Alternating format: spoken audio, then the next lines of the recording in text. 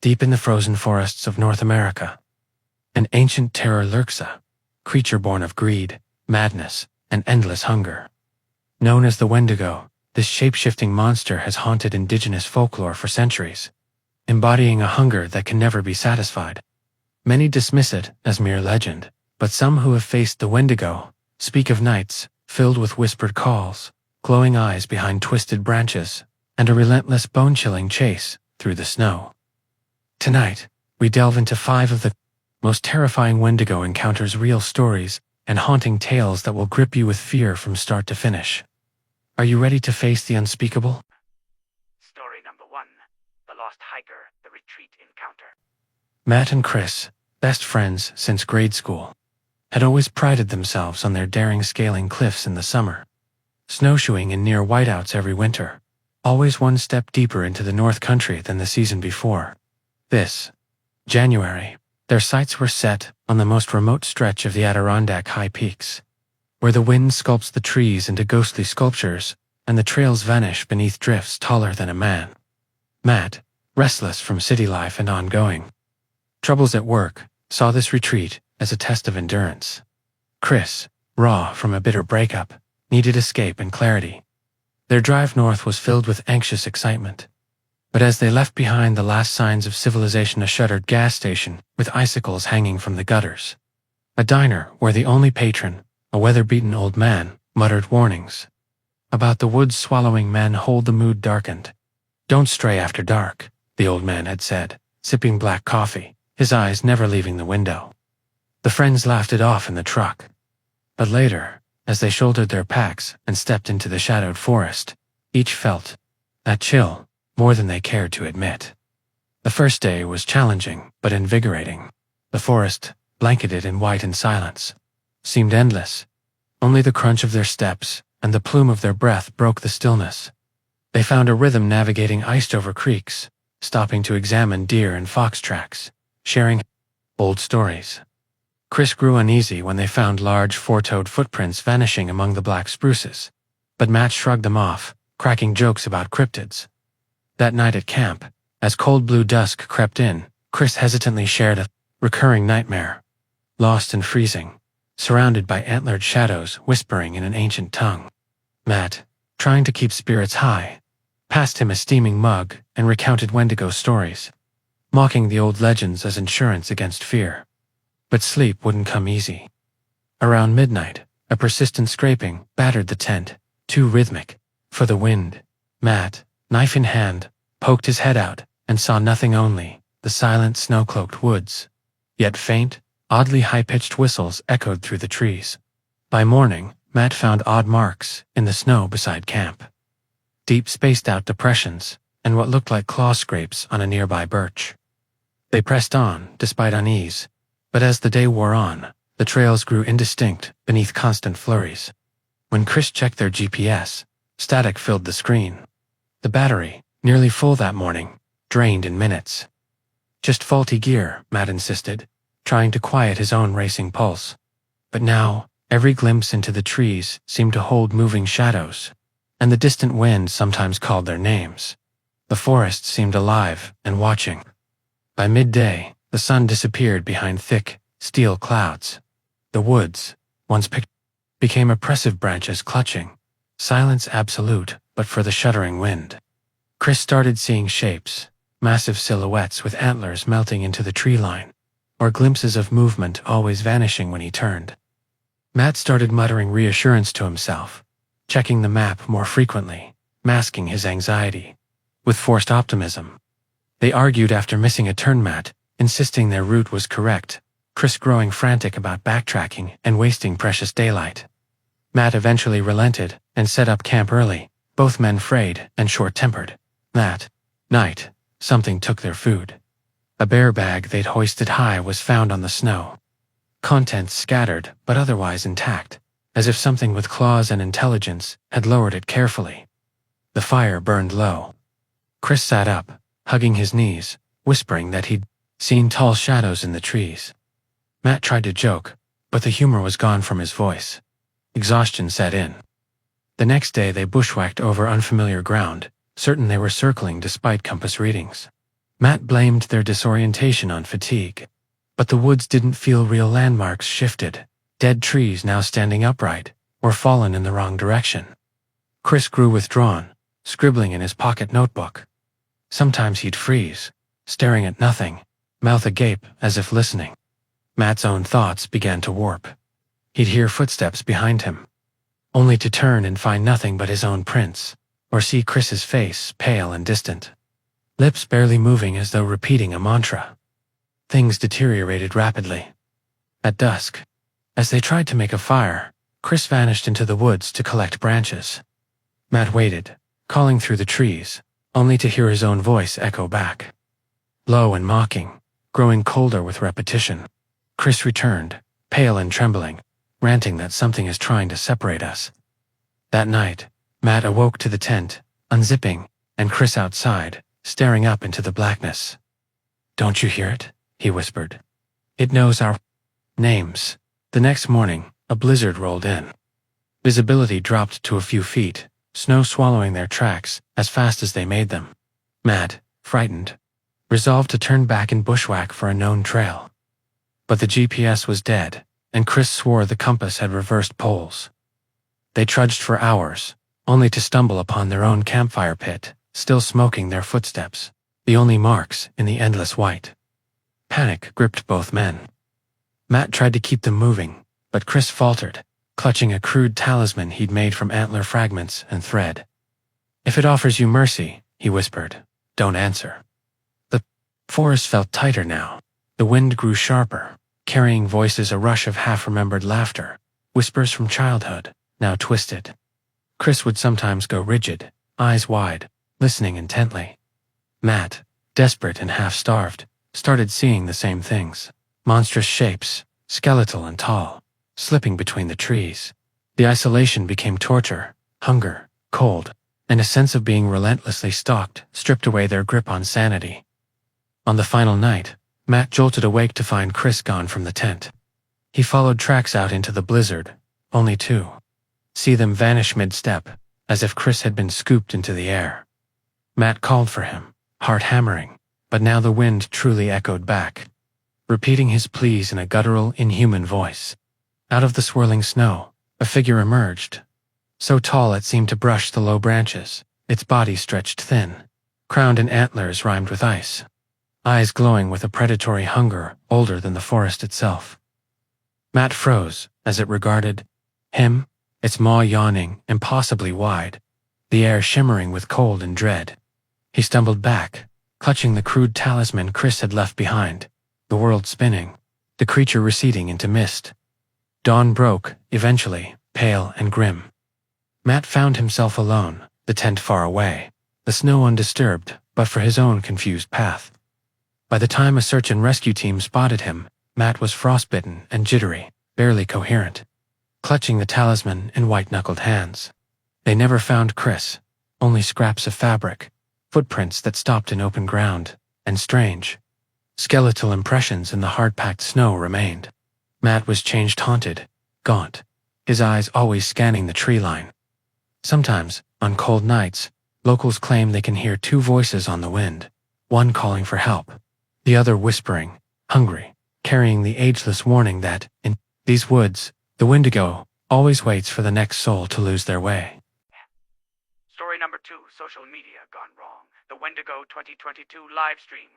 Liv Hardy spent her Friday mornings poring over analytics. It had been a year of dogged growth for her channel, and she and her crew, Matt, Sun, and Corey, knew that a true viral hit required risk. So when late winter brought rumors of the Pinebrook Woods, with its recent string of missing hikers and old tales of something ancient and hungry, Liv pitched an all-night livestream. The group's dedicated fans detonated in the comments. "Spend the night, summon the Wendigo, don't chicken out." They agreed to broadcast everything, real or staged, promising their audience full transparency. Even as nerves snuck in during the snowy drive north, Pinebrook always looked otherworldly in February, branches heavy with frost, the last amber daylight draining fast as they filmed their arrival. There were typical introductions and dares, with Matt Mox carrying Sun and Corey reading a Wendigo summoning ritual from Reddit, laughter echoing past their circle of lanterns. The mood shifted as they trekked deeper, battery-powered lights, barely denting the creeping darkness. Their jokes faltered when they stumbled on a patch of old animal bones, tangled in faded police tape from past disappearances. For the views, right? Matt said, voice just a little too tense. The stream began to glitch, small at first. Live's cell phone flickered. Viewers complained about distorted audio, ghostly echoes spliced between the group's laughter. Still, they pressed on, immersing themselves for the crowd.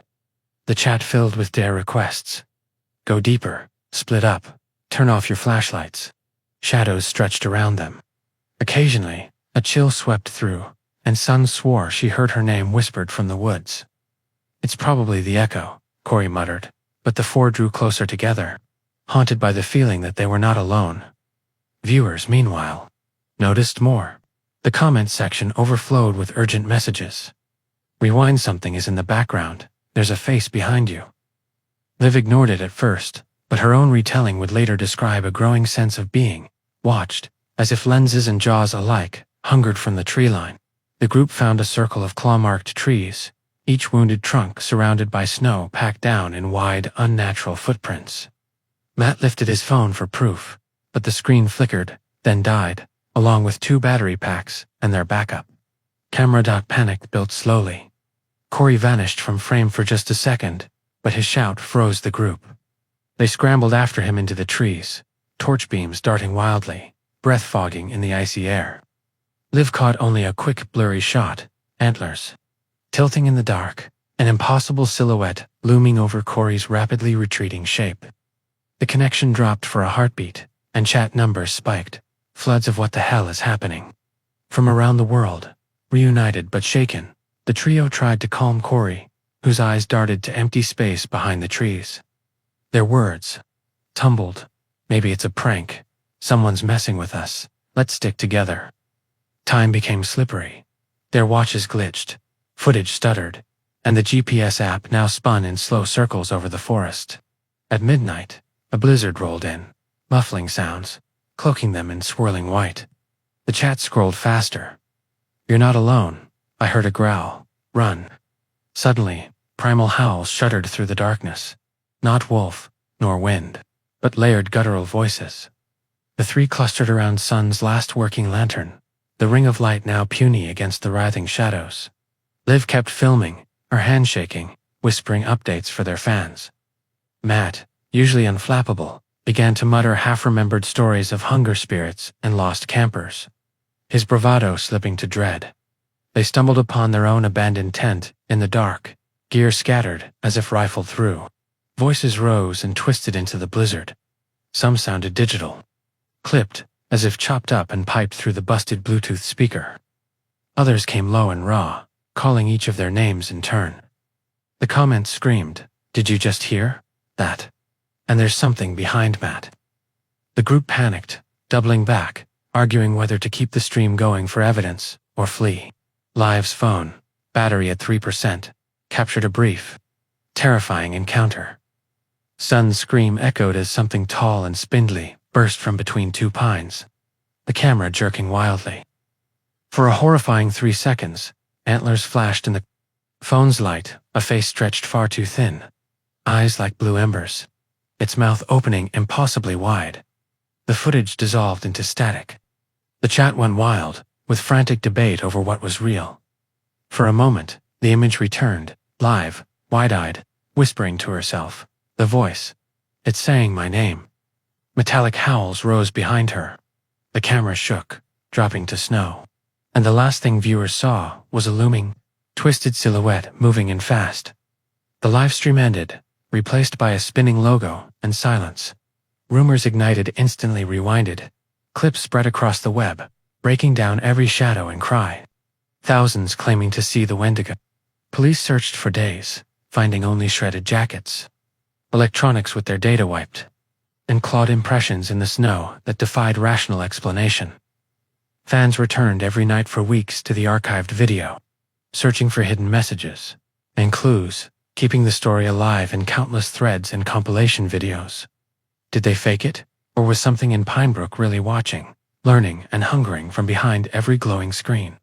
Only the frozen, distorted final image of Live's terrified eyes and doors, a haunting reminder that sharing fear with the world sometimes means the darkness stares back, and the hunger of legends is real, especially for those who claim they're never afraid. Story number 3. Family Curse, the Wendigo 2024 Bloodline Horror. Tracy Graham had always rolled her eyes at her grandfather's stories. She'd heard them year after year, after snowstorms that cut their Michigan farmhouse off from the nearest neighbors, how every Graham was cursed by a hunger spirit. Frigid thing that waited for despair, or cold, or loneliness to open the door. The Wendigo comes with the starving wind, her grandfather whispered, and it remembers us. As a teenager, she'd scoffed, more afraid of cabin fever than monsters. Yet now, more than a decade later, that same farmhouse seemed to bleed the old man's words into every creak and chill, especially after her younger brother, Caleb, returned home in the jaws of the worst blizzard in a generation. Caleb arrived, exhausted, wild-eyed, and limping with ugly, oozing wounds snaking up his forearm and no marks puckered on his shoulder. He'd gotten lost, snowshoeing, he croaked, and tripped into a pit. Later, alone in his room, Tracy overheard him muttering guttural phrases half-chant, half-growl echoes of the warding prayers their grandfather had once grumbled into. The stove, while the winter wind shrieked. From the moment Caleb returned, the temperature in the house seemed to drop further. Frost crept up the inside panes, and every floorboard protested underfoot, like the house itself recoiled. The storm outside raged day after day, winds howling, trees heaving, drifts climbing over the porch rail. As the isolation deepened, so did the household unease. Tracy struggled to keep food from spoiling. Cans froze, meat turned sour overnight, and something fox raccoon left animal carcasses at the back steps. On the third morning, she found a monstrous hoofprint, longer than her forearm, pressed deep in the mud beside a half-eaten rabbit. Shadows hung fat in the corners, and she kept catching flickers of movement outside.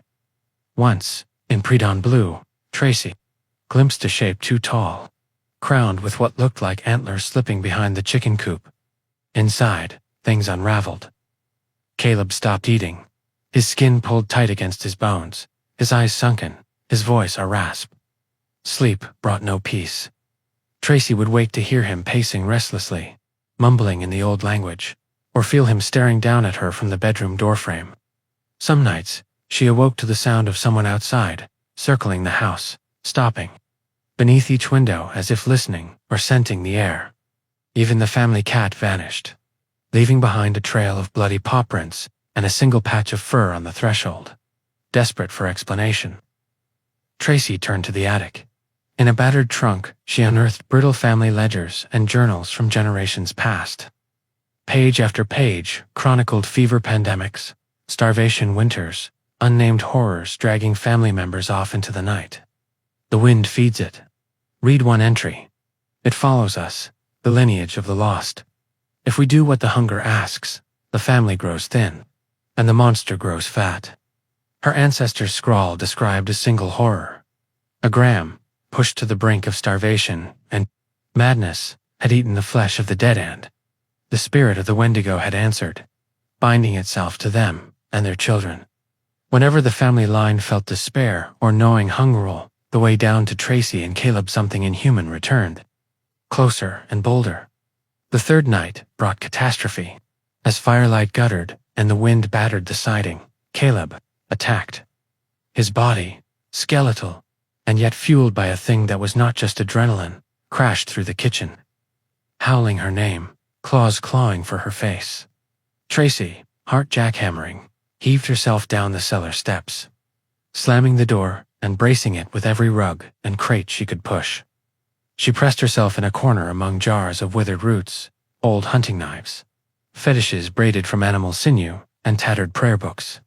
She clung to a necklace of wolf fangs their grandfather once placed around her neck as a toddler and waited, and listened as the thing above paced, growled, and sometimes sobbed brokenly. Hours dragged, but hunger and fear kept her awake. Through cracks in the floorboards she glimpsed enormous, hoofed shadows and heard whispers, not just Caleb, but voices of other relatives she knew to be dead, all urging her to open the door and feed the hunger. She remembered the old man's phrase, "The curse only ends with the sacrifice, and withstanding the hunger." If you don't open the door, sooner or later, the cold starves it out, or it drags the worst of us away. As dawn approached, silence fell. Tracy crept up to find the kitchen door hanging open, the snow churned by cloven prints, and a line of Caleb's bare, bloody footprints drifting toward the endless woods. With the storm's end came strange calm. Neighbors' days away by foot reported missing pets, stock found butchered. A boy from a farm 2 miles over who never came home from his trapline. Tracy caught herself listening for the wind in the chimney, for her brother's voice echoing from the trees when dusk settled. In the weeks that followed, Tracy ritualized her days. She salted every threshold, burned candles in the attic and cellar, wore the wolf fang necklace, and recited her grandfather's prayers even though she never fully believed. But as months slipped by, she knew in the marrow of her bones that the curse was alive, biding its time. The house felt on edge, memories replayed as dreams of gnawing hunger and a cold, intelligent malice pressing against every window. Some nights she would be drawn to the threshold, seeing antlered shadows standing in the yard, eyes reflecting blue fire. Sometimes joined by a silhouette she swore still moved with Caleb's gait. Her neighbors kept their children inside, crossing themselves when they passed the Graham property. Tracy became the last sentinel, knowing that while she might hold off the curse for now, the Wendigo's hunger was hereditary, a shadow that would visit when the next Graham, in the grip of loss, fear, or scarcity, let the cold inside. To this day, on the longest winter nights, she sits in the candle glow, listening, wolf fangs around her neck, waiting to see who gives in to the hunger next for in her bloodline. The curse of the Wendigo is never broken, only passed down, patient as winter itself.